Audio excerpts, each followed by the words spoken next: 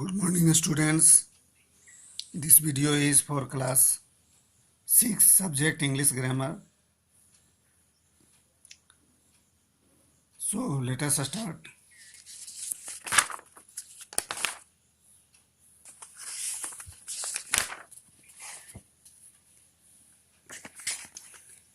In last video, I have taught you kinds of sentences. Assertive sentences, interrogative sentences were completed. Right now, I will discuss about imperative sentences. An imperative sentence expresses a command, order, request और advice. जैसा कि हम लोग जानते हैं imperative sentences जो होते हैं वो कमांड को यानी आदेश को, ऑर्डर को, रिक्वेस्ट और एडवाइस को एक्सप्रेस करते हैं, उसके बारे में बताते हैं. You can see some examples. Please move the chair, shut down the doors and windows. An imperative sentences an imperative sentence ends with a full stop. यहाँ लास्ट में जो पंक्चुएशन मार्क होंगे फुल स्टॉप होंगे. Next I will discuss about exclamatory sentences. An exclamatory sentence expresses a strong emotion. हमारे strong emotion को express करता है, या फिर सडन फीलिंग, यानी कि जो भी हम लोग देखते हैं और एकाएक हम लोग जो एक्सप्रेस करते हैं अपने फीलिंग को, तो जो सेंटेंस होता है that is properly known as an exclamatory sentence. So some examples, just you can see here. First, may God bless you. At last there is a mark of exclamation. And second, what a wonderful place Kashmir is. Here also there is a mark of exclamation. So a student always try to remember this. An exclamatory sentence ends with an exclamation mark.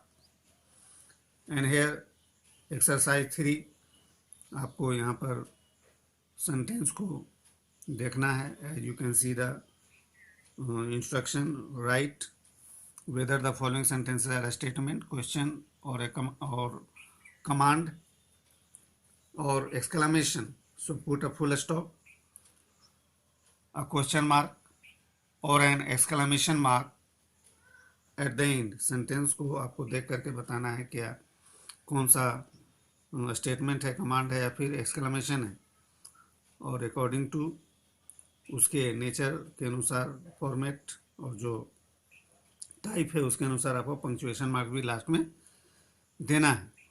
तो first जो है आपका, the Taj Mahal is a beautiful building. Undoubtedly this is statement.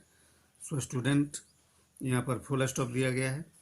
Yes, figure you can see here, the figure is quite clear. Really the Taj Mahal is worth appreciating and worth looking.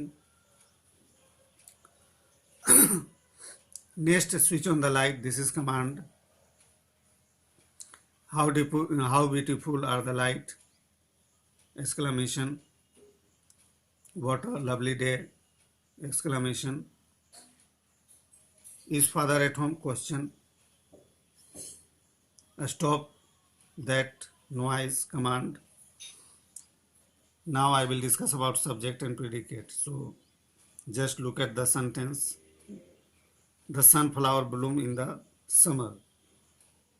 The sentence talks about two things. यहाँ sentence जो है दो चीज़ों के बारे में बात कर रहा है.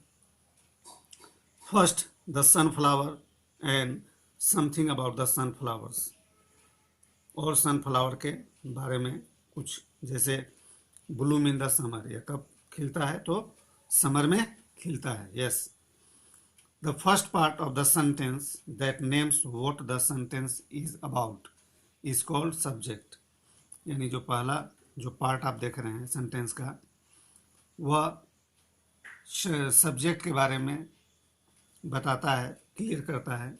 The second part of the sentence that says something about the subject, यानी सब्जेक्ट के बारे में बताता है, सेकेंड पार्ट वाला, जिसको हम लोग प्रीडिकेट के रूप में जानते हैं. तो the subject can be word. यहाँ सब्जेक्ट जो है वर्ड भी हो सकता है और ग्रुप ऑफ वर्ड्स भी हो सकता है. The predicate contains a verb, और प्रीडिकेट के पास वर्ब होता है. The predicate can be word और ग्रुप ऑफ वर्ड्स. यहाँ भी प्रीडिकेट जो है वो वर्ड हो सकता है या फिर ए ग्रुप ऑफ वर्ड्स हो सकता है. इन स्टेटमेंट्स में generally the subject comes before the predicate. Statement में बेसिकली जो सब्जेक्ट आते हैं वो प्रीडिकेट के पहले आते हैं।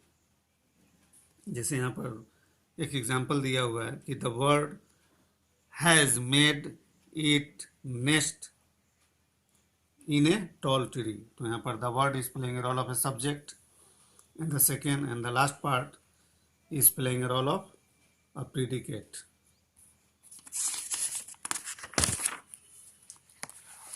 So student, next is in imperative sentences the subject is always you but is never started. It's always implied. For example, यहाँ पर देखते हैं स्टूडेंट्स कुछ एग्जांपल दिया हुआ है जैसे submit the homework, take help when required. यहाँ पर द सब्जेक्ट जो है वो यू जो है वो अंडरस्टूड है, यहाँ पर लिखा हुआ नहीं है। लेकिन जैसे आप बोलते हैं सबमिट द होमवर्क, तो आप अपने आप को तो बोलेंगे नहीं, किसी सामने वाले व्यक्ति को ही बोलेंगे, तो वहाँ पर वो यू उसके लिए अप्लाई होता है। तो यहाँ पर the subject you is implied and understood before submit and take. And next the questions यानी इंट्रोगेटिव एंड एक्सक्लेमेशन, ये दोनों जो सेंटेंस है, आस्क द क्वेश्चन, यहाँ क्वेश्चन पूछता है what is the sentence about, sentence के बारे में, और द आंसर जो यहाँ पर है वो पूरी तरह से सब्जेक्ट होता है। जैसे यहाँ हिंट दिया हुआ है कि write the questions and exclamations as statements. तो यहाँ पर आपको हिंट दिया हुआ है कि क्वेश्चन आपको लिखना है और एक्सक्लेमेशन को लिखना है, यहाँ स्टेटमेंट्स जो दिया जा रहा है। एग्जाम्पल के तौर पर first how kind you are, this is exclamatory sentence, और यहाँ उसको लिखा गया है you are very kind, this is a statement. So undoubtedly the subject clearly, यहाँ पर यू जो है वो सब्जेक्ट है। नेक्स्ट में देखते हैं कि have they done their work, this is question, और इसको स्टेटमेंट के रूप में चेंज किया गया है, they have done their work, so clearly the subject is they.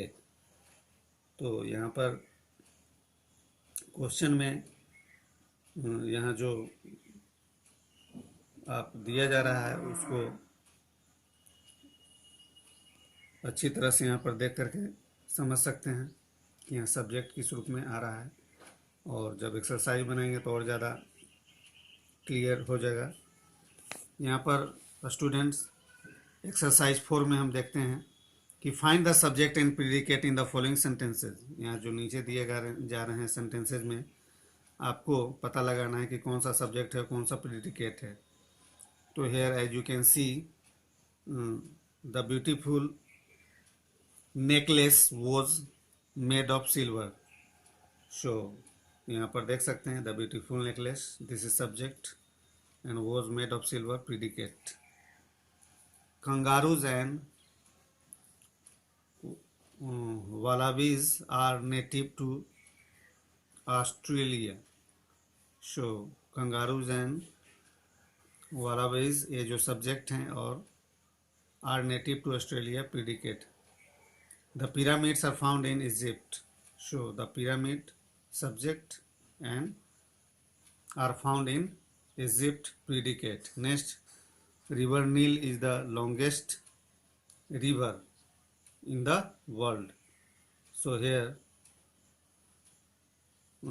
river Nile subject and is the longest river in the world, this is predicate. Nutan was playing badminton, Nutan subject, was playing badminton predicate. Tell me the truth, यहाँ you जो है understood है, so subject है और a predicate. Similarly how nice you are, यहाँ पर you is playing role of a subject. You wait outside ही है, यू नहीं है। यू यहाँ पर मैंने आपको दिखाया चूँकि अंडरस्टूड है, so this is subject and this is predicate. So, student, that's all. Thank you very much.